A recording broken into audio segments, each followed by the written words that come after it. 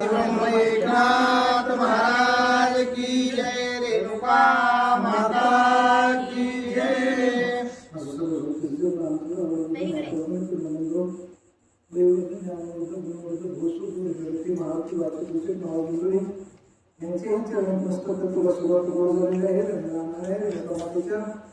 दरबारामध्ये हे राम चालू आहे, त्याचा प्रसंग आहे, लक्ष्मण आलेला आहे आणि इंद्रजिताचा रथ असताना त्याला वाटलं रिकामा असता तुम्ही हात हाताची आता या क्षणात पण घेऊ असतो, पण हनुमंताला शब्द बांधला. लक्ष्मण उदरा पुढाला, आता कुंकड जाऊ समोर लढू कसा पळून जाऊ असा विचार इंद्रजित करू लागला.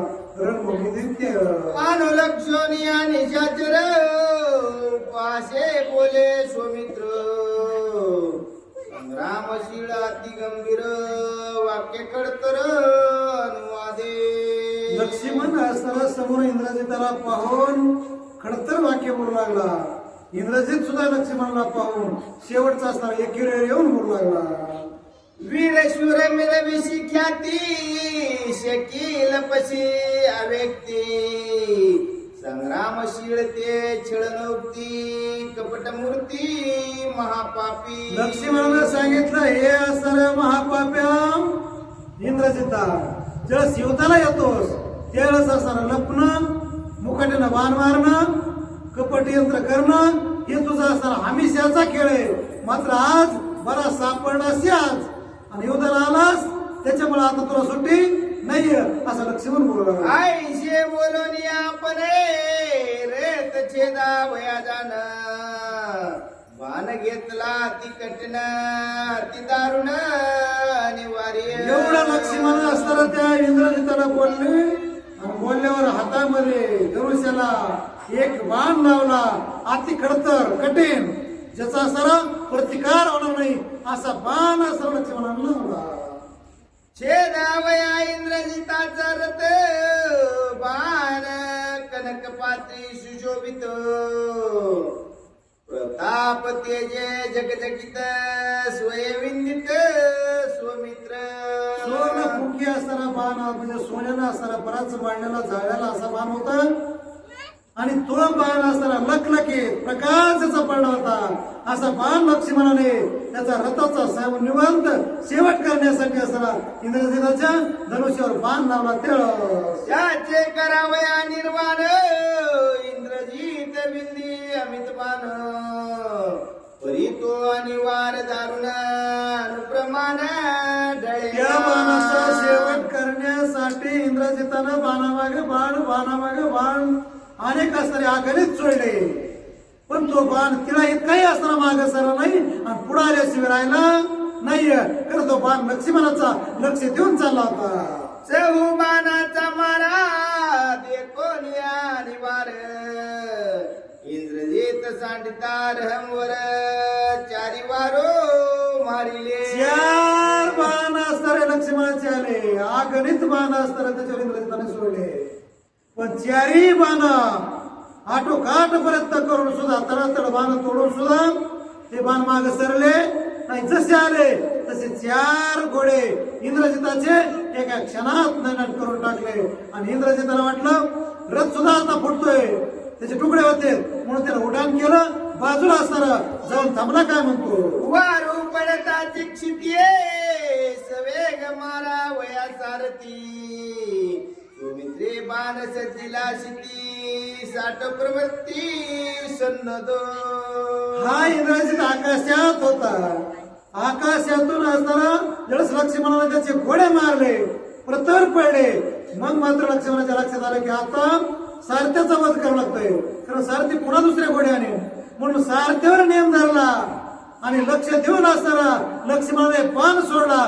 त्यावेळेस इंद्र चापा समान चाप, बाण सजिला काळ कल्प, कोणी सारथ्या महाकंप, कपटानुरूपे छळंचद्दी. इंद्रधनुष्याचा सासावा. इंद्रधनुष्य कधी कधी पाहायला मिळतं पावसाळ्यामध्ये, जरा पाऊस पडून केला वरणाकडे दिसायला सुरू केला की ते इंद्रधनुष्य 7-5-4 कलरचं असणार ते दिसतं आणि ते दिसल्यावर तसं असणारा हे धनुष्य आहे. कोणाचं होतं, लक्ष्मणाचं त्याच्यावर ज्यावेळेस बाण लावला सारथ्याचा शेवट करण्यासाठी, त्यावेळेस त्या सारथ्याचं काय झालं महाराज?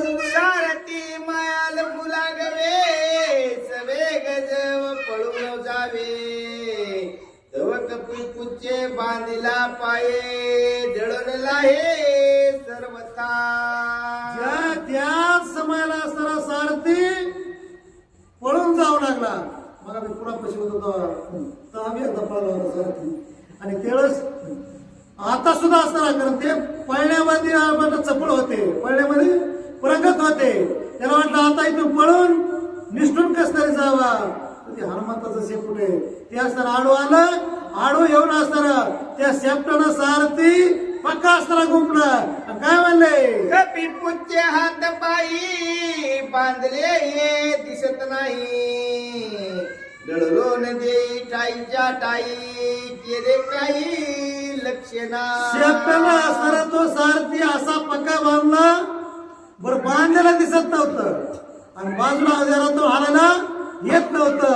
हे शेपूट असताना हनुमंतराचं बऱ्याच वेळेस कधी कधी गुप्त रूपानं दणकत येत होतं. सुरुवातीला 3ऱ्या अध्यायामध्ये सुंदरकांडाच्या तिथं हनुमंत गुप्तच बऱ्याच दिवस होते, आणि असा प्रकार त्या सारथ्या बरोबर हनुमंताला शेपटाने केला. सारथी पळतारी गता कपिपुचे ओढी जे वरता, सवेगा काशी गुप्त होता वाजती माता पुच्छग्र टोले. सारथी असताना त्याला वाटलं आकाशामध्ये गुप्त व्हा, कुणकड तरी असताना आदर्श व्हा.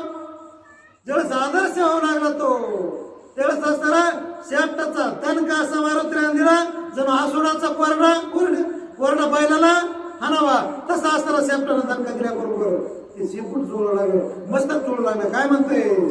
तव लक्ष्मणाचा बाण घेऊ सरला त्याचा प्राण, सारथी पडताची जाण करी रुदन इंद्रजित. ज्या त्या क्षणाला असताना लक्ष्मणाने एक बाण असताना सारथीच्या दिशेला सोडला. हनुमंताला शेपटात सारथी जागेवर आकळला, त्याला हलू नाही आणि डोलून दिला नाही. सन्न सन्न करीत लक्ष्मणाचा बाण आला, सारथ्याचा कंठ छेदून एकड पाडला.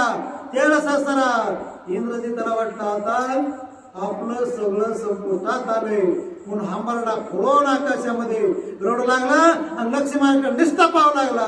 होता सारथ्याचा घात माझा बुडला पुरुषार्थ, ऐसा इंद्रजित तळमळीत दुःखाभिभूत अतिदुःखी. ज्यावेळेला सारथी त्याचा असताना मारल्या गेला त्यावेळेस असताना दुःखानं भूत असताना एवढाही इंद्रजित खेद करू लागला. आणि त्यावेळेस असताना तळमळ तळमळ तळमळ मासा वाळवण टाकल्यावर जसा करावा तसा असताना इंद्रजित तळमळ तळमळ करू लागला, तगमग तगमग जीवाच्या आकांतानं करू लागला. पण मात्र हनुमान सोडित नाही आणि लक्ष्मण काही पुढाल्याशिवाय गेली वाडी व गेले वीर्य, गेली शक्ती गेले श्वेर्य, गेले संग्राम अवतारे रणधैर्य न धरावे. जे धैर्य होतं इंद्रजिताचं ते खाचल्या गेलं, मोठेपणा होता ते स्वाभिमान कमी झाला, पुरुषार्थ होता ते असताना संपुष्टात आला. आता मात्र धैर्य नाही, वीर्य नाही आणि असताना पराक्रम नाही, अशी फजिती इंद्रजिताची लक्ष्मणाच्या पुढे आपोआप होऊ लागली. दुःख वाटले दारुण अश्रुधारा स्रवती नयन, इंद्रजित होता दिनवदन वानरगण उल्हासते. आपोआप असताना डोळ्यातून पाण्याच्या धारा खळ खळ खळ खळ वाहू लागल्या. म्हणायचं म्हणलं कोणाला बी वाईट वाटतं, जीव सुद्धा चुकीचा नाही, म्हणून असताना उभ्या गाई रडू लागला. आणि ज्यावेळेस असताना इंद्रजित रडू लागला त्यावेळेस असताना वानराने असा उल्हास वाढला. वानरे म्हणले आता मात्र समय आला. कोणचा? इंद्रजित होता दुःखाभिमुख वानर वीर जे समस्त, त्याही भागीला त्याचा रथ नामे करत स्वानंदे. जेवढे वानर होते रडू लागला, पडू लागला, आरडा अंबरडा पडू लागला, जळमळ करू लागला. हे वानराचं सुद्धा लक्षात आलं. जसं मारुतीनं शेपटात बांधला होता तसं त्याने सुद्धा आकारण्याचा प्रयत्न वानराने केला. आणि असताना एवढ्यावर थांबले नाही वानर. परमुरा भगवान की जय. असा गजर केल्याबरोबर असताना सगळ्याचा चालून उत्साह वाढू लागला.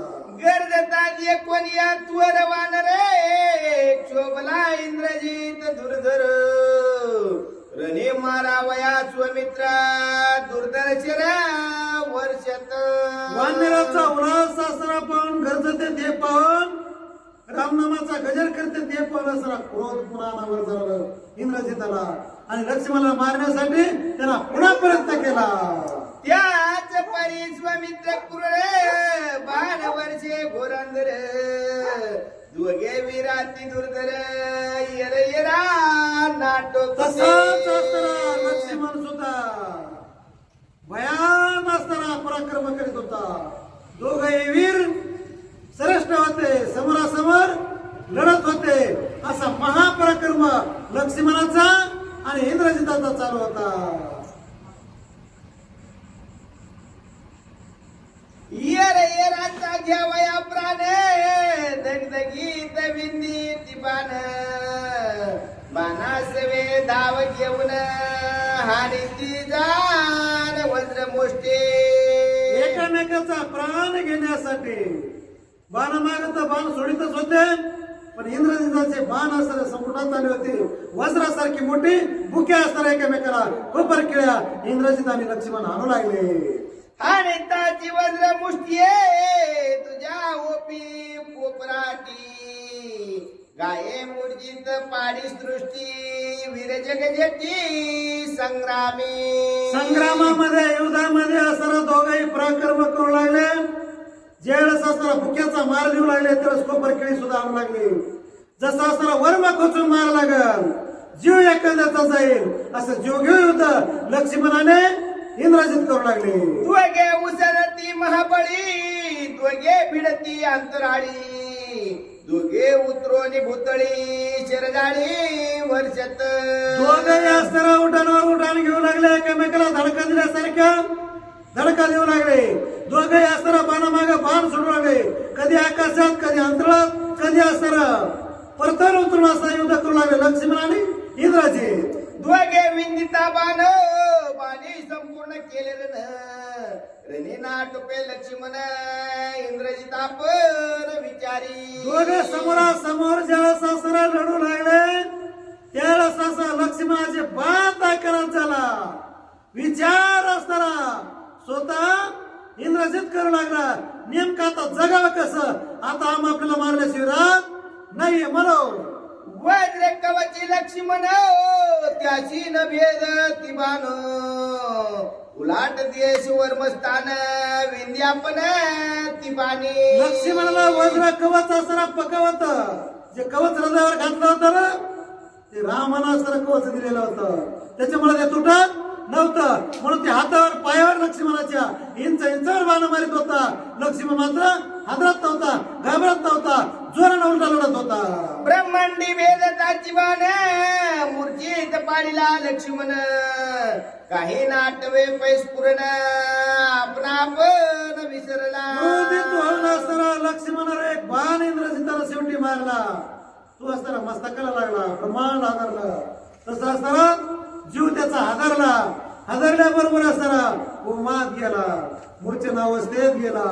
आणि असताना दंदश्री प्रतोर कोसळला लक्ष्मण. त्यावेळेस काय घडलं महाराज. विकळत कोणी लक्ष्मण त्याचाच वेग घ्यावा प्राण इंद्रजित वर्षे अमित बाण अति दारुण साठोपे. इंद्रजित पहिल्यांदा असताना युद्धाला एक नाही, दोन नाही, 4 तास युद्धामध्ये पवित्र होत पडला होता. लक्ष्मणाने एक सुद्धा बाण मारला नाही. पण लक्ष्मण ज्यावेळेस मूर्छन अवस्थेत पडला त्यावेळेस बाणामागे बाण, बाणामागे बाण, बाणामागे बाण, अगणित बाण इंद्रजिताला सोडले. एवढा फरक आहे लक्ष्मणात आणि इंद्रजितात. स्वमित्र वीर महाबळी ओट कोटी रोमावळी आयसा खिळता बाण जाळी पडे धरातळी मूर्ती. एवढे बाण इंद्रजिताना असताना मूर्छन अवस्थेत लक्ष्मणावर टाकले 3.5 कोटी.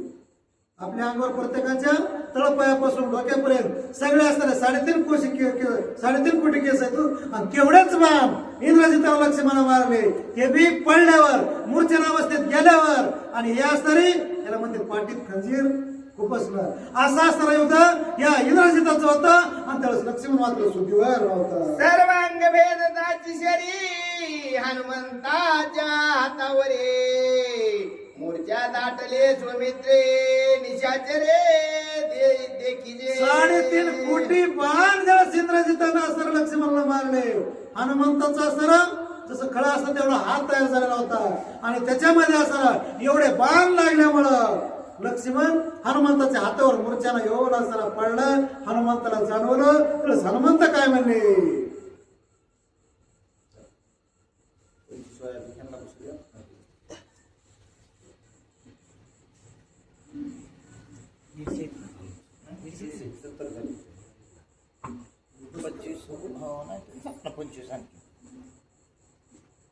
बाळासाहेब बसता मग